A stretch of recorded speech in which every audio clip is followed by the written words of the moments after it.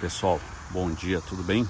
Agora, pouco mais de 6h30, é umas 6h35 agora da manhã, sol recém-nasceu aqui na cidade de Weston, Flórida. E hoje, o tema desse vídeo vai ser justamente a gente falar sobre Bitcoin, sobre a gente falar um pouco de economia, sobre a gente falar um pouco de investimentos. E aí, será que o Weston é uma boa cidade para investir ou não? É uma boa cidade para morar? Vamos ver tudo isso hoje, mas principalmente vamos falar de Bitcoin, né, gente? Bom, quem já está no canal aqui há mais tempo sabe que eu gosto de investimentos e principalmente em ações, imóveis, não necessariamente nessa ordem, tá? Prata e ouro, esse sim nessa ordem. Primeiro prata, depois ouro. Por quê, né? Porque a prata até é muito mais acessível do que o ouro, ainda. E sempre será, a verdade é que sempre será. Especula-se aí que a prata pode chegar aos $1.000. Eu comprei uma boa quantidade aos 32, quem viu aí no canal sabe. E continuo comprando, né? Vou continuar comprando aí nos 50 e poucos. Eu acho que até os 100, depois dos 100 eu paro, tá? Aí vai ser esperar subir um pouquinho mais e vender, né, gente? Começar a vender aí, começar a realizar esse metal aí em busca provavelmente de imóveis, tá? E o Bitcoin, onde é que entra o Bitcoin? Onde é que entra as criptomoedas em geral? Bom, dia desses, um amigo meu me falou da XRP. Eu fui atrás da XRP, ver o que era, o que significava. Segundo ele, a XRP substituiria o sistema bancário, tá? Por quê? Porque a XRP, você, através da XRP, você podia fazer transações, certo? E muito mais rápida, coisa assim de segundos, 3 segundos, enquanto as empresas bancárias que usam o SWIFT, que usam outros sistemas comuns, eles fazem isso muito manual, então leva aí de 2 a 3 dias para você receber o dinheiro na sua conta, como se isso fosse assim um problema enorme. Então, segundo ele, todas as empresas bancárias teriam... que bom, que ótimo, soprador de folha, gente. Todas as empresas teriam que se submeter a isso, a XRP, que era nada mais, nada menos que, além de uma criptomoeda, uma moeda que facilitaria, então, uma ferramenta que facilitaria as transações bancárias. Perguntei para ele, ok, legal, mas qual é? E isso é o que sempre me preocupa, tá, pessoal? Em todas as criptomoedas, todas. Eu não vi nenhuma criptomoeda que fosse diferente disso. Perguntei para ele qual é a base disso, né? Em que se baseia, como é que eu consigo obter o valor, como é que eu consigo determinar o valor de um Bitcoin, ou melhor, de uma XRP, ou de 1000 XRP, como é que eu determino o valor? Não, isso aí é o mercado que determina, porque... Gente, vamos lá, o mercado, ele determina o valor de coisas, tá? Exemplo, valor de imóveis aqui em Weston. Então é o mercado que vai determinar. Aqui em Weston, por exemplo, a gente tem pouquíssimos imóveis sendo ofertados e muitos compradores. E por que aqui tem muitos compradores? Porque é tida como uma das cidades mais seguras, não só dos Estados Unidos, ela está em 4º lugar nos Estados Unidos, mas como do mundo.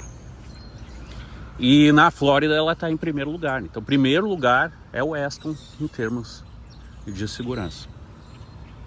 Ora, o que ocorre com isso? Por eu ter poucos imóveis, qualquer imóvel chinelão, gente, chinelão, quando eu falo chinelão aí, é um quarto, tá? Um quarto e uma sala. One bed, que eles chamam. melhor até um quarto e um banheiro, porque muitas vezes o quarto e sala é tudo a mesma coisa. É mais ou menos a nossa kitnet lá. Então você tem uma procura de uma coisa, de um bem determinado, um bem imóvel. Agora, quando a gente fala em criptomoeda, qual é o padrão para isso? Quando a gente fala em dólar, a gente tem o chamado padrão ouro. Você sabe que o dólar surgiu do padrão ouro, assim como outras moedas. Você podia emitir tantas moedas quantas fossem os quilos de ouro que você tivesse, tá? Ouro, prata, metais preciosos em geral. Hoje em dia, claro, você tem outras coisas. Então você não tem mais o padrão ouro. Mas saiba que inicialmente todos os dólares foram substituídos pelo padrão ouro. Depois começou a se imprimir dólar de acordo com a dívida, de acordo com o PIB, de acordo com um monte de coisa. Mas você tem, e esse é o ponto que eu quero falar para vocês. Deixa eu só juntar aqui. Esse é o ponto que eu quero falar para vocês. Você tem um padrão. Você tem um padrão para você ter o seu valor, né, daquela determinada moeda. Mas e o Bitcoin, gente? O Bitcoin, a gente não pode dizer simplesmente que o mercado determina o valor do Bitcoin. Por quê? Ou Bitcoin, ou XRP, ou qualquer coisa. Por quê? Porque não existe algo que possa ser trocado efetivamente por isso. O Bitcoin, inicialmente, quem conhece a história do Bitcoin sabe que ele foi determinado pelo valor da troca de 2 pizzas. Então, eles conseguiram trocar um Bitcoin por 2 pizzas e suspeita-se até hoje que o dono da pizzaria tinha algum esquema aí com o cara do Bitcoin. Então, é o famoso dia da pizza, que eles chamam, opa, conseguiram trocar pizzas por Bitcoin, dali a pouco estavam aceitando outras coisas. Mas, assim como Bitcoin, XRP, Ethereum, qualquer outra moeda digital que você venha a inventar, eu chamo de dinheiro, ou melhor, nem é dinheiro, é moeda, moeda de fé. O que quer dizer isso, moeda de fé? Que as pessoas simplesmente acreditam que aquilo tem valor. Alguém lá decidiu que aquilo tem valor, esse alguém provavelmente está milionário, bilionário, coisa parecida. Todo mundo foi na onda daquilo ali. Não, agora isso aqui vai ser o sistema, então, que a gente vai usar para todas as transações bancárias e ai daquele que não se sujeitar a isso, tá? Vamos lá, quem é que decidiu isso? No Brasil, por exemplo, vocês sabem, a gente tem o Pix. O Pix em si, a ferramenta Pix, tem valor? Claro que deve ter. Mas qual é o valor disso? Ninguém sabe. Ninguém sabe, de repente nem tem valor. Por quê? Porque como é uma ferramenta que está no mercado, que todo mundo usa, domínio público, coisa e tal, não adianta você dizer, não, agora eu vou vender a ferramenta do Pix. E se assim se fizesse, o que ia acontecer? Iriam fatalmente inventar outra coisa para substituir o Pix, tá, gente? E esse é o grande ponto. Inventar outra ferramenta para substituir. Então, assim como tem um XRP que você pode fazer as transações bancárias através dele, que é muito mais rápido, vocês já pensaram o seguinte? Podem criar outra ferramenta qualquer. Em vez da XRP, a RPX. E aí? O que é que vai dizer que não?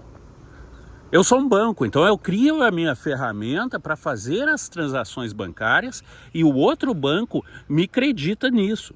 O outro banco diz, ok, aceita essa tua ferramenta, vou usar também, a gente usa junto, eu agora vou usar o YouTube X como ferramenta aqui, como moeda de troca, o outro lá vai usar o Bradescoche e assim a gente vai, gente. E assim a gente vai. Então, vejam bem, é dinheiro unicamente de fé. E por que eu digo que é dinheiro de fé? Porque quando chegar alguém e disser, olha, não acredito mais nisso aqui. Quando chegar alguém como eu e disser, não, isso aqui uma ferramenta só, não serve para absolutamente nada. O que vai acontecer? Qual é a tendência de valor para XRP e outras criptomoedas? Caiu no esquecimento. É muito diferente de uma ação que você sabe que é parte de uma empresa. No momento que você compra a ação, você está comprando a participação, a parte na empresa. Se eu pego uma empresa e divido ela por 1.000, por 1 milhão de ações, e eu tiver todas as ações, ou a maioria das ações, eu comando essa empresa. Certo? Isso é uma das coisas que o Warren Buffett, inclusive, faz. Ele vê empresas que estavam subvalorizadas, ele vai lá, ele compra, ele deixa normalmente a pessoa, o dono, o proprietário, comandando aquilo lá, injeta dinheiro, injeta propaganda, marketing, coisa e tal, e a empresa explode. Muitas empresas foram assim, não vou citar aqui, algumas eu tenho de cabeça, mas não tem por que eu ficar citando aqui uma por uma, mas várias empresas foram compradas e lançadas ao estrelato por Warren Buffett. Tá, gente? Então vamos pensar um pouco mais aí antes de se atirar em Bitcoin, em criptomoedas. E vamos lá. É uma moeda de fé, é um papel de fé. Eu não estou dizendo assim, ó, não compre, não é nada disso. O que eu estou dizendo é, não coloca todo o teu dinheiro nisso aí. O que eu recomendo? 10% no máximo. A minha carteira, o ideal para mim é 30% em imóveis, 10% em cash, ou 10% em metal, e 50% e 10% também quando eu falo em moeda, metal, bota aí junto o Bitcoin. Não quero metal, eu quero criptomoeda, tá? Então bota aí 10% de criptomoeda e 50% em ações. Essa aí é a minha carteira recomendada. Tá, gente? Então é isso aí, espero que tenham gostado do vídeo. Se gostar, já sabe, se inscreve aí no canal, que a gente ainda vai falar muita coisa aqui sobre e em Weston, onde a gente está passando uma temporada, e quem sabe futuramente venha morar ou aqui, ou em Plantation, ou então Dave, uma cidade vizinha aí. Tá ok, gente? Isso aí, deixa o seu like, se inscreve no canal e vem junto, vamos lá.